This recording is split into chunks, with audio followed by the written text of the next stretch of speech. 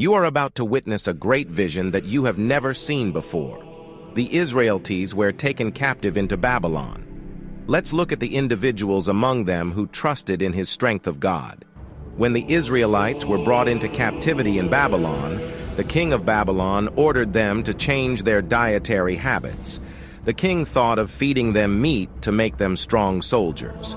All the Israelites were obeying king's command and eating the meat except for three.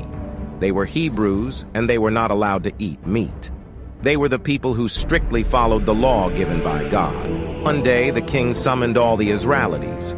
As the king looked at everyone, the three individuals appeared stronger and different from the others. The king called one of the soldiers in charge of providing food and asked, "Are you giving these three more food than the others?" The soldier replied, "No, they don't eat any meat at all. They only eat vegetables." "Oh." The king was amazed and wondered how they were so strong. One day, the king began to make a large idol. While making the idol, he sent a proclamation to everyone in Babylon, commanding that they must bow down to the idol. He declared that whoever refuses to do so will be thrown into the fiery furnace. Day came when the idol was placed before the people. Israelites, the Babylonians, the captains, and the soldiers all bowed down.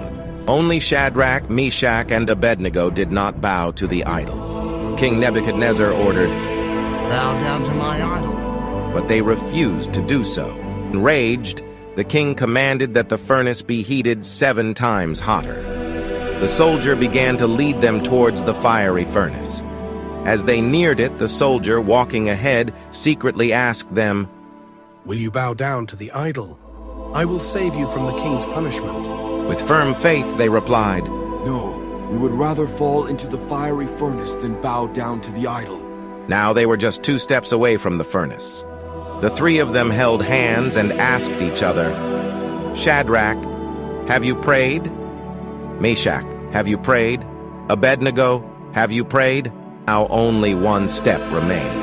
People gathered around began murmuring more, anxious and uncertain about what would happen next. At that moment, the one seated on the heavenly thorn, Lord, was watching this scene. Wormwood, the angel who has authority over the waters, came forward and said, "Lord, give me permission to quench the furnace with water."